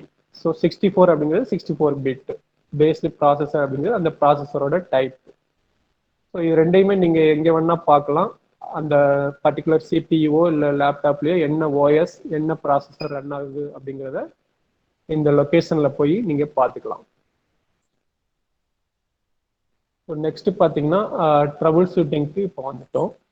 ட்ரபுள் ஷூட்டிங்கில் பார்த்தீங்கன்னா common desktop and laptop OS issues. So ஒரு ஓஎஸ்ல என்னென்னலாம் இஷ்யூஸ் வரும் அப்படிங்கிறத இங்கே பார்க்க போகிறோம். ஃபர்ஸ்ட் வந்து ப்ளூ ஸ்க்ரீன் ஆஃப் டெத், பிஎஸ்ஓடி அப்படின்னு ஷார்ட் ஃபார்மில் சொல்லுவாங்க. ஒரு ப்ளூ ஸ்க்ரீன் எப்போ வரும் அப்படின்னு பார்த்தீங்கன்னா ஒரு ரேம், ஒரு ஹார்ட்வேரில் ஏதோ ஒரு இஷ்யூவோ, இல்லை ஹார்ட் டிரைவில் இஷ்யூவோ, ஒரு ரேம்ல இஷ்யூவோ, இந்த மாதிரி ஒரு மதர் போர்டில் ஏதாவது ஒரு இஷ்யூ வந்தாலோ இந்த மாதிரி ஒரு ப்ளூ ஸ்க்ரீன் உங்களுக்கு ஃப்ளாஷ் ஆகும். இது எங்க பிளாஸ் ஆகும்னா உங்க நார்மல் மானிட்டர்லயோ இல்ல லேப்டாப் ஸ்கிரீன்லயோ திடீர்னு வரும். இந்த மாதிரி ஸ்கிரீன் வந்தா டெஃபினட்டா இதுக்கப்புறம் நம்ம ஒண்ணுமே பண்ண முடியாது. ஒண்ணுமே பண்ண முடியாது மீன்ஸ் அந்த ஓஎஸ்ஸை வந்து திரும்ப உள்ள போய் ஒர்க் பண்ண முடியாது. டெஃபினட்டா நம்ம கம்ப்யூட்டரை ரீபூட் பண்ணி தான் ஆகணும். ரீபூட் பண்ணாலும் இது ஃபிக்ஸ் ஆகுமான்னு சொல்ல முடியாது. திரும்பவும் நீங்க ஒர்க் பண்றப்ப இந்த மாதிரி ப்ளூ ஸ்கிரீன் வந்து வரும். இதை பெர்மனண்டா ஃபிக்ஸ் பண்றதுக்கு என்ன பண்றது அப்படின்னா, அதுல எந்த ஹார்ட்வேர்ல இந்த பர்டிகுலர் இஷ்யூ அப்படிங்கிறத டயக்னோஸ் பண்ணணும். டயக்னோஸ் பண்றது எப்படின்னா, நீங்க ஹார்ட் டிரைவை ஃபர்ஸ்ட் ரீப்ளேஸ் பண்ணி பார்க்கணும். ஏன்னா ஹார்ட் டிரைவ்ல பேட் செக்டார்ஸ் இருந்தா கூட இந்த மாதிரி எரர் வரும். செகண்ட் வந்து ரேம்ல ஏதாவது ஒரு எரர் இருந்தா இந்த மாதிரி வரும். ஸோ அதை எப்படி டயக்னோஸ் பண்ணுவீங்கன்னா, ஒரு ரேமை ரீப்ளேஸ் பண்ணிட்டு நல்ல ரேமை போட்டு பார்க்கலாம். அப்போ இந்த எரர் சால்வ் ஆக சான்ஸ் இருக்கு. ஸோ தேர்ட் பார்த்தீங்கன்னா, ஒரு மதர் போர்டில் ஏதாவது ஒரு ஐசி இல்லை ஏதாவது ஒரு ப்ராப்ளமாக இருக்கு. ப்ராசஸர்லேயே கூட சம்டைம்ஸ் ப்ராசஸர்லேயே கூட இந்த மாதிரி எரர் பக் ஃபிக்ஸ் ஆகிருக்கலாம். ஸோ அதை டயக்னோஸ் பண்ணுறதுக்கு நீங்கள் அந்த ப்ராசஸரையே சேஞ்ச் பண்ண வேண்டியது இருக்கும். ஸோ இதுதான் இருக்கிறதுலே டேஞ்சரான எரர். ப்ளூ ஸ்கிரீன் ஆஃப் டெத்துங்கிறது எந்த ஒரு கம்ப்யூட்டருக்குமே வரக்கூடாது. அப்படி வந்துருச்சுன்னா ஒன்று ஹார்ட்வேர் இஷ்யூவாக தான் இருக்கும். இல்லைன்னா இன்னொரு இஷ்யூவும் வரும். எப்பன்னா ஓஎஸோட இஷ்யூ கூட இந்த மாதிரி இதுல கவர் ஆகும். ஓஎஸ் எப்போ இஷ்யூ வரும்னா அடுத்த இதுல டிஎல்எல் ஃபைல் மிஸ்ஸிங். ஏதோ ஒரு கம்ப்யூட்டர்ல ஒரு டிஎல்எல் ஃபைல், டிஎல்எல் அப்படிங்கிறது டைனமிக் லிங்க் லைப்ரரி அப்படிம்பாங்க. அந்த ஃபைல் வந்து என்ன பண்ணுது அப்படின்னா, ஒரு டிரைவருக்கும் ஒரு ஹார்ட்வேருக்கும் ஒரு ஆப்ரேட்டிங் சிஸ்டம்க்கும் உள்ள மீடியம். அந்த டிஎல்எல் ஃபைல் எப்படியோ டெலீட் ஆயிடுச்சு, இல்லை ஒரு வைரஸ் அட்டாக் வந்து அந்த ஃபைல் மிஸ் ஆயிடுச்சு, எரேஸ் ஆயிடுச்சு அப்படின்னா இந்த ப்ளூ ஸ்கிரீன் வரும். ஸோ அந்த டிஎல்எல் ஃபைலும் ரொம்ப important. So DLL file error வந்தால் கூட இந்த மாதிரி ப்ளூ ஸ்கிரீன் வரும். Unable to install application. Sometimes வந்து நீங்கள் எந்த ஒரு அப்ளிகேஷனுமே இன்ஸ்டால் பண்ண முடியாது. ஒரு சாஃப்ட்வேரை வந்து புதுசாக இன்ஸ்டால் பண்ணணும்னு நினைக்கிறீங்க, பட் அதை இன்ஸ்டாலே பண்ண முடியாது. எதுக்காக வேண்டினா உங்கள் ஹார்ட் டிரைவ்ல ஸ்பேஸ் இருக்காது, இல்லை அந்த அப்ளிகேஷன் வந்து 64 பிட் இருக்கலாம், பட் நீங்கள் வந்து உங்களோட லேப்டாப்போ இல்லை டெஸ்க்டாப்போ 32 பிட் ஓஎஸ்ஸாக இருக்கலாம். ஸோ இந்த மாதிரி மிஸ்மேச்சஸ் எல்லாம் நடக்கும். அதெல்லாம் நீங்கள் எந்த ஒரு அப்ளிகேஷன் இன்ஸ்டால் பண்ணுறப்பையும் கேர்ஃபுல்லாக பார்த்து இது நம்ம லேப்டாப்லேயோ இல்லை டெஸ்க்டாப்லேயோ இன்ஸ்டால் பண்ண முடியுமான்னு ஃபர்ஸ்டே செக் பண்ணிக்கிட்டு இன்ஸ்டால் பண்ணுறது நல்லது. அப்படி அதை தாண்டி நீங்கள் இன்ஸ்டால் பண்ணலாம், பட் அப்படி பண்ணி அதை எக்ஸீட் பண்ணி ஒர்க் பண்ணுறப்ப தான் உங்களுக்கு அந்த எரர்ஸ் எல்லாம் வரும். ஸோ அந்த ப்ரோக்ராம் வந்து 100% பர்ஃபெக்டாக ரன் ஆகிறதுக்கு சான்ஸ் ரொம்ப கம்மி. ஸோ இதெல்லாம் வந்து அப்ளிகேஷன் இன்ஸ்டால் பண்ணுறப்ப நீங்கள் இதெல்லாம் கேர்ஃபுல்லாக இன்ஸ்டால் பண்ணிக்கோங்க. அப்படி மீறி ஏதாவது அப்ளிகேஷன் வந்து இன்ஸ்டால் ஆகி ஒர்க் ஆகலை அப்படின்னா அது வந்து ஓஎஸ்ஏ கிராஷ் பண்ணுறதுக்கான சான்சஸ் இருக்கு. ஸோ இதெல்லாம் நார்மல் டெஸ்க்டாப் லேப்டாப்ஸை நீங்கள் ரெகுலராக பார்ப்பீங்க. எங்கே போனாலும் இந்த மாதிரி இஷ்யூ இருக்கு அப்படின்னு சொல்லுவாங்க. Then applications are running slow. System வந்து ஸ்லோவாக இருக்கு அப்படின்னு சொல்லுவாங்க. எடுத்த உடனே எந்த ஒரு கம்ப்யூட்டரும் போனாலும், வீட்டில் உள்ள கம்ப்யூட்டரோ இல்லை எங்கே போனாலும் சிஸ்டம் ரொம்ப ஸ்லோவாகிடுச்சு அப்படிம்பாங்க. இதுக்கான மெயின் காரணம் என்ன அப்படின்னு பார்த்தீங்கன்னா, சிஸ்டமோட ப்ராசஸிங் ஸ்பீடு. ப்ராசஸர் ஸ்பீடு வந்து ரொம்ப ஸ்லோவாக இருக்கும், இல்லை ரேம் வந்து ரொம்ப கம்மியாக இருக்கும். இன்னொன்று ஹார்ட் டிரைவில் ஸ்பேஸ் ஏதாவது இருக்காது, இல்லை ஆப்ரேட்டிங் சிஸ்டம் வந்து ரொம்ப ஹெவியான இதாக இருக்கும். அதாவது நார்மல் கோர் டு டிஓ ப்ராசஸரில் போயிட்டு நீங்கள் விண்டோஸ் 10 ஆப்ரேட்டிங் சிஸ்டம் இன்ஸ்டால் பண்ணிங்கன்னா அது வந்து ஸ்லோவாயிரும். ஸோ விண்டோஸ் 10க்கு மினிமம் கான்ஃபிகரேஷன் அப்படின்னு பார்த்தீங்கன்னா ஒரு i3 ப்ராசஸர் வேணும். மினிமம் வந்து ஒரு 4 இல்லை 8 ஜிபியாவது மினிமம் இருந்தால் தான் நம்ம ஹை பெர்ஃபார்மன்ஸை எதிர்பார்க்க முடியும். ஸோ இதெல்லாம் வந்து காமன் இஷ்யூஸ். ஒரு கம்ப்யூட்டரும் எதுக்கு ஸ்லோ ஆகுது அப்படிங்கிறது இதெல்லாம் வந்து நீங்கள் ஐடென்டிஃபை பண்ணீங்கன்னா, இதெல்லாம் ஃபிக்ஸ் பண்ணீங்கன்னா அந்த கம்ப்யூட்டர் வந்து ஃபாஸ்ட்டாக இருக்கும். தென் அப்நார்மல் பிஹேவியர். இது எதனால வரும் அப்படின்னு பார்த்தீங்கன்னா, நீங்கள் ஒர்க் பண்ணிகிட்டே இருக்கிறப்ப ஹேங் ஆகும், இல்லை நீங்கள் ஒரு பிரிண்ட் கொடுத்துருப்பீங்க, பட் அந்த பிரிண்ட் வந்து பிரிண்ட் ஆகாமல் அப்படியே ஹேங் ஆகி நின்றுருக்கும். அது எதனால அப்படிங்கிறத நம்ம ஒவ்வொன்றா பார்ப்போம். சிஸ்டம் ஹேங் ஆகுறதுக்கு மேக்ஸிமம் பார்த்தீங்கன்னா நிறைய விஷயங்கள் இருக்கு. ஒரு ப்ராசஸர் வந்து ஹை டெம்பரேச்சர்ல தான் அது வந்து ப்ராசஸர்ஸ் பார்த்தீங்கன்னா அது வந்து ப்ராசஸ் பண்றப்ப டெம்பரேச்சர் வந்து அது ரொம்ப ஹை டெம்பரேச்சர் வந்து ரிலீஸ் பண்ணும். அந்த மாதிரி டைம்ல அதுக்கு வந்து கூலர், அதாவது ஃபேன், கூலிங் ஃபேன் அப்படிம்பாங்க. நீங்க நார்மல் லேப்டாப்லயோ இல்ல டெஸ்க்டாப்லயோ இல்ல ஒரு சர்வர்லயோ எதுல எடுத்துக்கிட்டாலும் ப்ராசஸருக்கு பார்த்தீங்கன்னா மெயினா கூலிங் ஃபேன் வெரி இம்பார்ட்டன்ட். அந்த கூலிங் ஃபேன்ல நிறைய டஸ்ட் அக்யூமுலேட் ஆயிட்டாலோ இல்ல ஹார்ட் டிரைவ்க்குள்ள ஏதாவது ஒரு டஸ்ட் உள்ள போயிட்டாலோ சடனா அது பேட் செக்டார் ஃபார்ம் பண்ணிரும் அண்ட் சிஸ்டம் ஹேங் ஆயிரும். ஸோ அதனால நம்ம எப்பயுமே கம்ப்யூட்டரோ இல்லை பெரிஃபரல்ஸோ எல்லாத்தையுமே டஸ்ட் இல்லாத ஒரு என்வாயன்மெண்ட்ல இருக்கணும். தென் இயர்லி ஒன்ஸாவது கம்ப்ளீட்டா எல்லாத்தையும் டஸ்ட்டை ரிமூவ் பண்ணணும். ஸோ இதெல்லாம் வந்து ஒரு மெயின்டெனன்ஸ்க்கான சொல்யூஷன். ஐ மீன் இந்த மாதிரி மெயின்டைன் பண்ணா உங்க ஹார்ட்வேர் வந்து லைஃப் லாங் இருக்கும், பெர்ஃபார்மன்ஸ் நல்லா கொடுக்கும். ஸோ இதெல்லாம் வந்து அப்நார்மல் பிஹேவியர்ல இந்த மாதிரி அப்நார்மல் பிஹேவியர் எல்லாம் நீங்க ஃபியூச்சர்ல அவாய்ட் பண்ணிக்கலாம். எப்பன்னா ஒரு நல்ல சிஸ்டம் மெயின்டைன் பண்ணீங்கன்னா இந்த மாதிரி இஷ்யூஸ் எல்லாம் உங்களுக்கு வராது.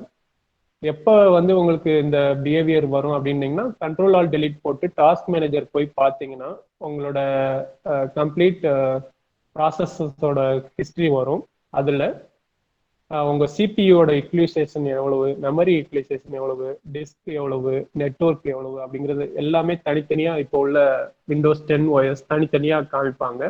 அதுல போய் நீங்க பார்த்துக்கலாம் எதனால உங்களுக்கு சிபி வந்து அபவ் 80% இருக்கு அப்படிங்கிறத, எந்த ப்ராசஸ் வந்து நிறைய யூஸ் பண்ணுது அப்படிங்கிறத பார்த்து அந்த ப்ராசஸை மட்டும் நீங்க கில் பண்ணிக்கலாம். இல்ல கில் பண்றது அப்படிங்கிறது எண்ட் டாஸ்க் அப்படின்னு கொடுத்துக்கலாம்.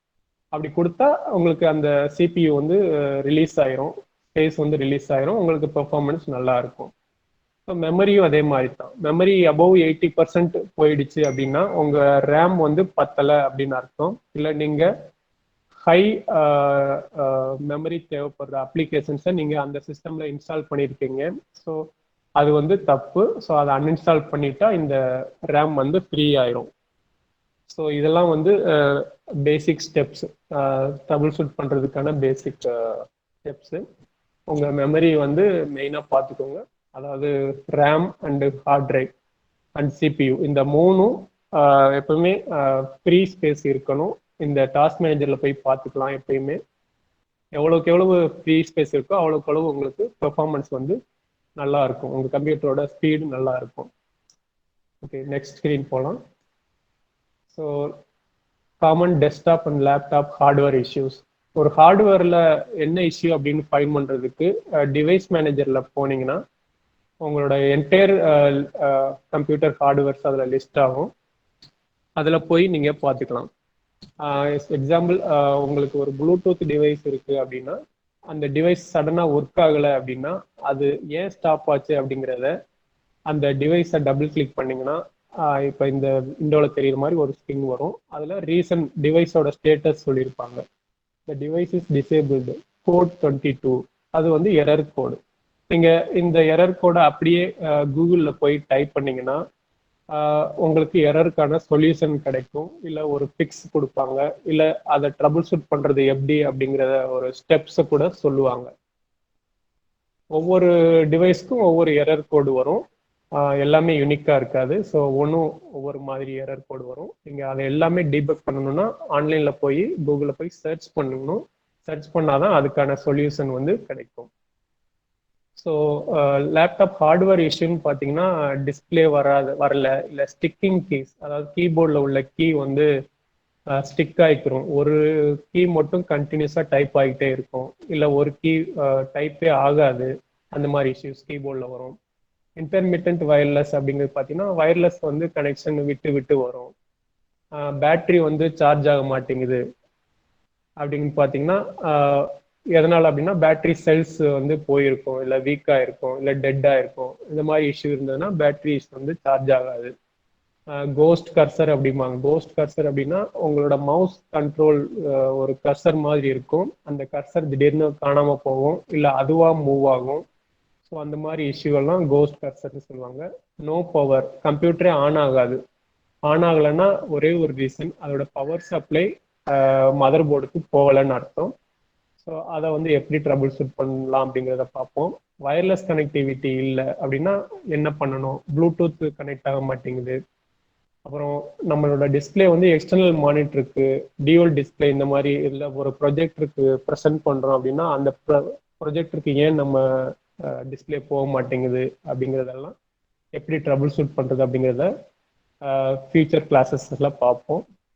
இது எல்லாமே வந்து பார்த்தீங்கன்னா ஈஸியாக ஐடென்டிஃபை பண்ணுறதுக்கு தான் இந்த டிவைஸ் மேனேஜரில் போய் இந்த எரர் கோட் என்னன்னு பார்த்தீங்கன்னா உங்களுக்கு ஈஸியாக ஐடென்டிஃபை பண்ணிக்கலாம். ஒவ்வொரு டிவைசஸ்க்குமே டபுள் கிளிக் பண்ணீங்கன்னா அந்த டிவைஸ் ஏன் ஒர்க் ஆகலை அப்படிங்கிறது இந்த எரர் கோடில் நீங்கள் ஈஸியாக ஐடென்டிஃபை பண்ணலாம். ஸோ இதை பேஸ் பண்ணி நீங்கள் ஈஸியாக அந்த இஷ்யூவை எப்படி ட்ரபிள் ஷூட் பண்ணலாம் அப்படிங்கிறத கூகுள் சர்ச் பண்ணி பாருங்கள். ஸோ கம்ப்யூட்டர் ஓன் ஸ்டார்ட் நம்ம ப்ரீவியஸாக பார்த்த இஷ்யூ தான். கம்ப்யூட்டர் ஸ்டார்ட்டே ஆகலை அப்படின்னா அதோட மெயின் ரீசன் வந்து பவர் சப்ளை தான். பவர் சப்ளை வந்து கரெக்டாக கனெக்ட் ஆகலை. அது வந்து மதர் போர்டுக்கு எஸ்எம்பிஎஸ் வழியாக தான் பவர் சப்ளை கொடுக்கும். ஸோ எஸ்எம்பிஎஸ் வழி வரைக்கும் வருது, அதுலேருந்து அவுட்புட் வரல அப்படின்னா எஸ்எம்பிஎஸ் ரீப்ளேஸ் பண்ணுறதை தவிர வேற வழி இல்லை. தென் ஸ்க்ரீன் இஸ் பிளாங்க். ஸ்க்ரீனில் வந்து எதுவுமே வரல, பவர் எல்லாம் ஆன் ஆயிடுச்சு பட் ஸ்க்ரீன் வந்து ஆன் ஆகலை அப்படின்னா மெயினாக விஜிஏ கேபிள் இல்லை மானிட்டரில் வந்து ஏதாவது இஷ்யூவாக இருக்கும். ஸோ இல்லை விஜிஏ போர்ட்டில் ஏதாவது இஷ்யூவாக இருக்கும். அதெல்லாம் ஃபிக்ஸ் பண்ணுறதுக்கு என்ன பண்ணணும்னா அந்த போர்ட்டை ரீப்ளேஸ் பண்ணணும், இல்லை மானிட்டரை ரீப்ளேஸ் பண்ணி பார்க்கணும். இதெல்லாம் வந்து சிம்பிள் ஸ்டெப்ஸ். நீங்கள் வேற ஒரு மீடியமாக அதில் கனெக்ட் பண்ணிங்கனாலே உங்களுக்கு தெரிஞ்சிடும், ஓகே நம்ம எக்ஸிஸ்டிங் ஹார்ட்வேர் வந்து ஃபெயில் ஆகிடுச்சு அப்படின்ட்டு தெரிஞ்சுக்கலாம். ஒரு விஜிஏ கார்டை நீங்கள் கனெக்ட் பண்ணலாம் மதர் போர்டில், இல்லை ஒரு மானிட்டர் எக்ஸ்டர்னல் மானிட்டர் வேற ஒரு மானிட்டரில் அந்த சிபியூ கனெக்ட் பண்ணி பார்க்கலாம். அப்படி ஒர்க் ஆகிடுச்சுன்னா நம்மளோட எக்ஸிஸ்டிங் விஜிஏ கார்டோ இல்லை மானிட்டரோ இஷ்யூவாக இருக்குது அப்படின்ட்டு ஈஸியாக ஐடென்டிஃபை பண்ணலாம். So abnormally functioning operating system and software. இது பார்த்தீங்கன்னா ஆப்ரேட்டிங் சிஸ்டம் எல்லாம் பார்த்தீங்கன்னா அப்நார்மலாக ஒர்க் ஆகும். எப்படின்னா திடீர்னு ரீஸ்டார்ட் ஆகும், திடீர்னு ஹேங் ஆகும். இந்த மாதிரி இஷ்யூ எல்லாம் பார்த்தீங்கன்னா எதனால்னா ஒரு வைரஸ் உள்ள வந்துருச்சுன்னா இந்த மாதிரி இஷ்யூஸ் எல்லாம் வரும். அதுக்கு ப்ராப்பர் ஆன்டிவைரஸ் எல்லாம் இன்ஸ்டால் பண்ணி ஸ்கேன் பண்ணோம்னா இந்த மாதிரி இஷ்யூ எல்லாம் ஃபிக்ஸ் பண்ணிக்கலாம். Windows won't boot. விண்டோஸ் வந்து பூட்டிங்கே ஆகாது, அது ஒன்றுமே பண்ண முடியாது. பூட்டிங் ஆகலைன்னா ஹார்ட் டிஸ்கை வந்து ஒய்ஸ் ரீஇன்ஸ்டால் பண்ணி தான் ஆகணும். ரீஇன்ஸ்டால் பண்ணுறப்ப நம்ம டேட்டா எல்லாத்தையுமே பக்காவாக ரெக்கவர் பண்ணுறதுக்கு என்னென்ன ஸ்டெப்ஸோ அதெல்லாம் ஃபாலோ பண்ணணும். டேட்டாவே வேண்டாம் அப்படின்னா கம்ப்ளீட்டாக ஃபார்மேட் பண்ணிக்கலாம். பட் டேட்டா வேணும் அப்படின்னா அந்த ஹார்ட் டிரைவை நம்ம இன்னொரு சிபியூவில் கனெக்ட் பண்ணி எக்ஸ்டர்னல் ஹார்ட் டிரைவ் மாதிரி கனெக்ட் பண்ணி அதில் உள்ள டிரைவ்ஸ் எல்லாம் இன்னொரு ஓஎஸ் மூலமாக ஆக்சஸ் பண்ணி அந்த டேட்டாவை மூவ் பண்ணதுக்கப்புறம் இந்த ஹார்ட் டிரைவை ஃபார்மேட் பண்ணி ரீஇன்ஸ்டால் பண்ணுறது தான் பெஸ்ட் ஐடியான்னு சொல்லுவேன். So screen is frozen. Screen வந்து அடிக்கடி ஹேங் ஆயிடுது அப்படின்னா அது ஆல்ரெடி சொன்னது தான், வைரஸ் இல்லை ஸ்பைவர் ஏதாவது வந்திருக்கும், இல்லை ரேம் வந்து ரொம்ப கம்மியாக இருக்கும். ஸோ இதெல்லாம் வந்து இல்லை ஆப்ரேட்டிங் சிஸ்டம் வந்து அஃபெக்ட் ஆகிருக்கும், ஏதாவது டிஎல்எல் ஃபைல் மிஸ் ஆகிருக்கும். ஸோ இதெல்லாம் வந்து ரீசன்ஸு. இது ஃப்ரீஸ் ஆகிறதுக்கு சரி பண்ணுறது, ஃப்ரீஸ் ஆனதை சரி பண்ணணும் அப்படின்னா டெஃபினட்டாக நம்ம ஆன்டிவைரஸோ இல்லை ரேமோ இந்த மாதிரி ஏதாவது இன்க்ரீஸ் பண்ணி ட்ரபிள் ஷூட் பண்ணாதான் அது ஃபிக்ஸ் ஆகும். Computer is slow. எதனால ஸ்லோ ஆகுதுன்னு, அதுவும் வைரஸால தான் ஆகும். இன்னைக்கு மார்க்கெட்ல பார்த்தீங்கன்னா டெய்லி ஒரு வைரஸ் வந்துகிட்டே இருக்கு புதுசாக. ஸோ அதெல்லாம் ஃபிக்ஸ் பண்ணுறதுக்கு ஆன்டிவைரஸ் வந்து பக்காவா அப் டு டேட் இருக்கணும். நம்ம டெய்லி ஆன்டிவைரஸ் ஸ்கேனை ரன் பண்ணி புதுசாக எதுவும் வைரஸ் வந்திருக்கான்னு செக் பண்ணணும். இதெல்லாம் பண்ணால் கம்ப்யூட்டர் வந்து ஸ்லோ ஆகிறத ஸ்டாப் பண்ணிக்கலாம். ஸ்ட்ரேஞ்ச் நாய்ஸ் அப்படின்னு சொல்லுவாங்க. இது எதனாலனா கம்ப்யூட்டருக்குள்ள இருக்கிற சிபியூ கூலிங் ஃபேன் வந்து ரொம்ப டஸ்ட் உள்ள போயிடுச்சுனாலும் அந்த அந்த மாதிரி ஒரு நாய்ஸ் வரும். அந்த நாய்ஸ் வந்தால் இம்மிடியட்டாக அதை சர்வீஸ் பண்ணி ஆகணும். இது வந்து எந்தெந்த இடத்துல இருந்து வருது அப்படின்னா ஹார்ட் டிரைவ்ல இருந்து ஒரு ஸ்ட்ரேஞ்ச் நாய்ஸ் வரலாம், இல்லை சிபியூ ஃபேன் இருக்கு அதில் வரலாம், இல்லை எஸ்எம்பிஎஸ் அதுலேயும் ஒரு கூலிங் ஃபேன் இருக்கும். ஸோ இதுல இருந்தெல்லாம் ஒரு ஸ்ட்ரேஞ்ச் நாய்ஸ் வந்ததுன்னா இம்மிடியட்டாக கம்ப்யூட்டர் ஷட் டவுன் பண்ணிட்டு அதை சர்வீஸ் பண்ணிக்கிறது நல்லது. இல்லாட்டி அது பிளாஸ்ட் ஆயிரும், இல்லாட்டி அந்த ஹார்ட்வேரே கம்ப்ளீட்டாக ஃபெயில் ஆயிரும். நம்ம அதை ரீப்ளேஸ் பண்ணுறது தவிர வேற வழி இல்லாமல் போகலாம். ஸோ இந்த மாதிரி சவுண்ட் வர்றப்ப இம்மிடியட்டாக அதை பார்த்துடுறது நல்லது. Slow internet. இது எதனாலன்னா இன்டர்நெட் வந்து ரொம்ப ஸ்லோவாக இருக்கிறது எதனால அப்படின்னா நம்மளோட குக்கீஸ்ன்னு சொல்லுவாங்க. நம்ம குக்கீஸ்ங்கிறது என்னன்னா, ஆல்ரெடி யூஸ் பண்ண ஃபைல்ஸ், அதாவது இன்டர்நெட்ல இருந்து டவுன்லோட் பண்ண ஃபைல்ஸ், டெம்பரரி ஃபைல்ஸ் இதெல்லாம் ரொம்ப ஜாஸ்தி ஆயிடுச்சு அப்படின்னா இன்டர்நெட் வந்து ஸ்லோவாக ஆரம்பிச்சிடும். ஸோ நம்ம அப்பப்போ இந்த குக்கீஸை வந்து கிளியர் பண்ணிட்டே இருக்கணும். அதுக்கு வந்து பெர்சன்டேஜ் டெம்ப் பெர்சன்டேஜ் அப்படின்ட்டு ஸ்டார்ட்ல போய் ரன்ல டைப் பண்ணீங்கன்னா அந்த லொக்கேஷன் பர்டிகுலர் டெம்பரரி ஃபைல்ஸ் லொக்கேஷன்ஸ்க்கு கொண்டு போகும். அந்த இடத்துல போய் ஃபைல்ஸ் எல்லாம் ஷிஃப்ட் டெலீட் பண்ணீங்கன்னா, அதாவது பெர்மனன்ட் டெலீட் பண்ணீங்கன்னா உங்களுக்கு கம்ப்யூட்டர் ஃபாஸ்ட்டாக இருக்கிறதுக்கு சான்சஸ் ஜாஸ்தி. ஸோ நெக்ஸ்ட் பார்த்தீங்கன்னா ஓவர் ஹீட்டிங். ஓவர் ஹீட்டிங் எதனாலன்னு உங்களுக்கே தெரியும். சிபியூ வந்து ப்ராசஸர் வந்து கூலிங் ஃபேன் நிறைய டஸ்ட் உள்ள போயிடுச்சுன்னா ஓவர் ஹீட் ஆகும். லேப்டாப்லையும் அதே தான். லேப்டாப்லையும் ஒரு கூலிங் ஃபேன் இருக்கும். நீங்கள் இந்த பிக்சரில் பார்க்கலாம் லேப்டாப்போட கூலிங் ஃபேன் எப்படி இருக்கும் அப்படிங்கிறத. ஸோ அதெல்லாம் அப்பப்போ க்ளீன் பண்ணி வச்சுக்கணும். Then dropped internet connections. Internet connection வந்து அடிக்கடி ட்ராப் ஆகிட்டே இருக்கும். வைஃபையோ இல்லாட்டி ஈத்தர்நெட் கனெக்ஷனோ இதெல்லாம் வந்து ஒன்று நம்ம சைடு ப்ராப்ளமாக இருக்கலாம், இல்லை இன்டர்நெட் ப்ரொவைடர் சைடு ப்ராப்ளமாக இருக்கலாம். ஸோ அந்த மாதிரி டைமில் நம்ம சைடு ப்ராப்ளம்னா நம்ம வைஃபையோட அடாப்டரோ இல்லை வைஃபை ரவுட்டரோ இன்டர்நெட் எப்படி கனெக்ட் ஆகிருக்குன்னு ப்ராப்பராக இருக்கா எல்லாம் செக் பண்ணணும். இல்லைன்னா நம்மளோட wifi driver up to date இருக்கா, வைஃபை டிரைவரில் ஏதாவது இஷ்யூ இருந்தால் கூட இந்த மாதிரி இஷ்யூஸ் வரும். எக்ஸ்டர்னல் இஷ்யூ அப்படின்னா ஐ மீன் சர்வீஸ் ப்ரொவைடர் இஷ்யூனா ஒன்றுமே பண்ண முடியாது, அவங்க ஃபிக்ஸ் பண்ணணும். நம்ம கால் பண்ணி டிக்கெட் வேணால் லான்ச் பண்ணலாம். ஸோ அது அவங்க ஃபிக்ஸ் பண்ணாதான் நமக்கு சரியாகும். So then virus. வைரஸ் அப்படிங்கிறது என்னன்னு உங்களுக்கு தெரியும். இன்னைக்கு எல்லாருமே வேர்ல்டு ஃபுல்லாக வைரஸ்னால தான் எல்லாமே சஃபர் ஆகிட்டு இருக்கு எல்லா கம்ப்யூட்டருமே. அதை ப்ரொடெக்ட் பண்ணுறதுக்கு ஏகப்பட்ட ஆன்டிவைரஸ் ரிலீஸ் பண்ணியிருக்காங்க. மார்க்கெட்டில் பார்த்தீங்கன்னா ஒரு 100+ ஆஃப் ஆன்டிவைரஸ் கம்பெனிஸ் வந்து ஆன்டிவைரஸை சேல் பண்ணிட்டு இருக்காங்க. அதில் எது பெஸ்ட் அப்படின்னு சொன்னால் எதுவுமே பெஸ்ட் கிடையாது. ஏன்னா எந்த வைரஸுமே வந்து கில் பண்ணுறதுக்கு புதுசாக ஒரு வைரஸை டெய்லி மேனுஃபேக்சர் பண்ணிகிட்டே இருக்காங்க. ஸோ நம்ம ஆன்டிவைரஸை வந்து அப் டு டேட் வச்சிருந்தா தான் நம்ம கம்ப்யூட்டர் சேஃபு. ஸோ அதனால எந்த ஒரு ஆன்டிவைரஸுமே இன்ஸ்டால் பண்ணி அதை அப் டு டேட் வச்சுக்கோங்க. அப்போதான் வந்து உங்கள் கம்ப்யூட்டருக்கு சேஃப். ஆன்டிவைரஸே இல்லாமல் ஒரு கம்ப்யூட்டர் இருக்குன்னா இருக்கலாம். எப்போ இருக்கலாம்னா அந்த கம்ப்யூட்டர் வந்து இன்டர்நெட்ல கனெக்ட் ஆகாமல் இருந்தால் அந்த சிஸ்டம்க்கு ஆன்டிவைரஸே தேவையில்லை. இன்னொன்று அந்த கம்ப்யூட்டரில் எந்த ஒரு பென் டிரைவோ இல்லை ஃப்ளாஷ் டிரைவோ இதெல்லாம் கனெக்ட் பண்ணல அப்படின்னா அந்த கம்ப்யூட்டருக்கு ஆன்டிவைரஸ் தேவையில்லை. எப்போ நீங்கள் இன்டர்நெட்டோ இல்லை பென் டிரைவோ கனெக்ட் பண்ண ஆரம்பிச்சிட்டீங்க அப்படின்னா டெஃபினட்டாக அந்த கம்ப்யூட்டருக்கு ஆன்டிவைரஸ் தேவை.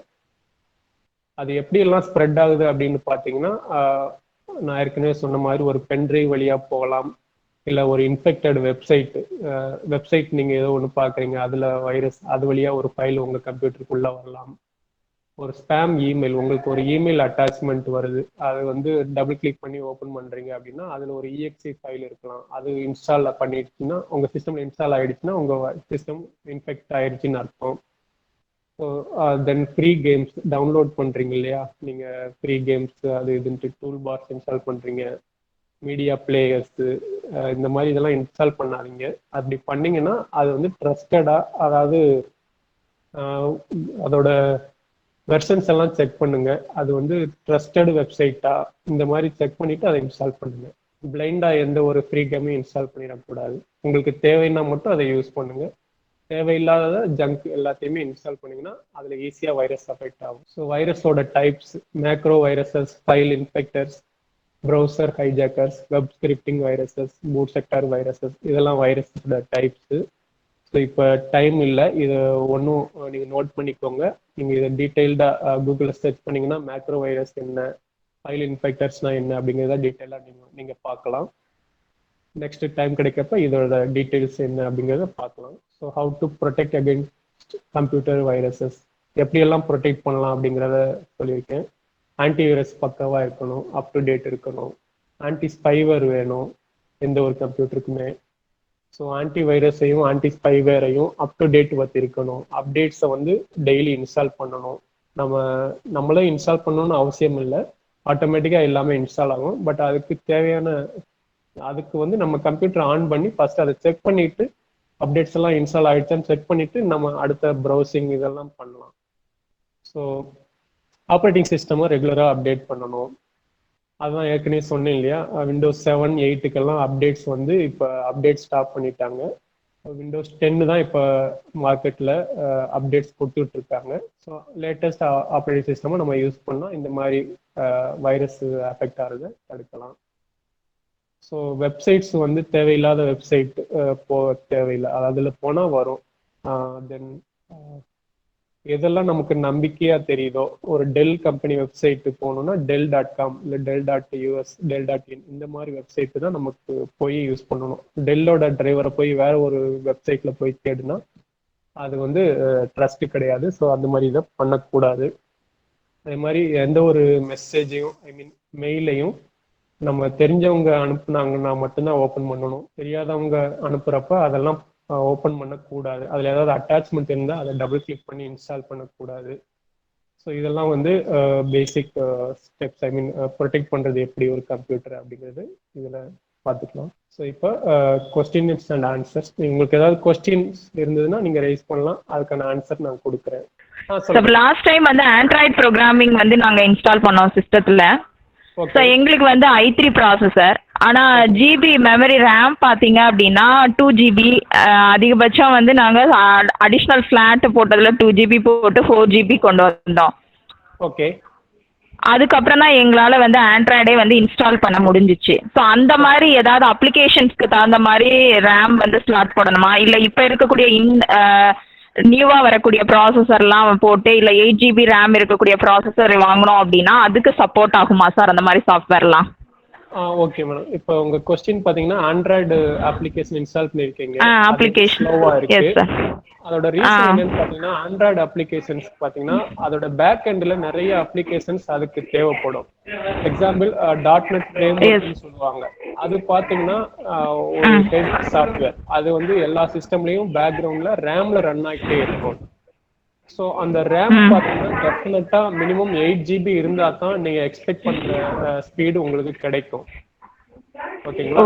நீங்க ப்ராசஸரை பொறுத்த வரைக்கும் i3 கூட யூஸ் பண்ணலாம், i5 இல்ல i7 வந்து ரொம்ப அட்வான்ஸ்டும் யூஸ் பண்ணலாம். பட் i3 வந்து ஓகே தான். பட் ரேம் பார்த்தீங்கன்னா டெஃபினட்டா 8 GB ஆவது மினிமம் வேணும். ஓகே. ஏன்னா எங்களுக்கு அந்த அவுட்புட் எமுலேட்டர் ஸ்கிரீன் வர்றதுக்கே ½ an hour ஆகுது சார். அதுதான் அதோட இஷ்யூன்னு பாத்தீங்கன்னா ரேம் தான். ரேம் நீங்க மினிமம் 8 GB யூஸ் பண்ணீங்கன்னா இந்த இஷ்யூ ஃபிக்ஸ் பண்ணிக்கலாம். Okay sir. Okay, thank you sir. Thank you so much. அதாவது பேசிக் ஐடியாஸ் வந்து எங்களுக்கு என்னென்ன தேவை அப்படின்றது சொன்னீங்க சார், யூஸ்ஃபுல்லாக இருந்துச்சு. ஸோ இன்னொரு தடவை நாங்கள் உங்களை வந்து எக்ஸ்பெக்ட் பண்ணுறோம் சார் வேற ஒரு ப்ரோக்ராமில். Okay sir, thank you sir. Thank you so much sir. தேங்க்யூங்க. என்னால ஸ்டூடெண்ட்ஸோட இன்டராக்ட் பண்ண முடியல because of corona. Next time டைரக்டா மீட் பண்றதுக்கு சான்ஸ். ஓகே. இவ்வளவு நேரம் ரொம்ப பேஷன்ஸா உட்கார்ந்து டிஸ்கஸ் பண்ணதுக்கு தேங்க்யூ. ஸ்டூடெண்ட்ஸ்க்கு எல்லாருக்கும் thanks. Thank you students. Thank you for attending the program.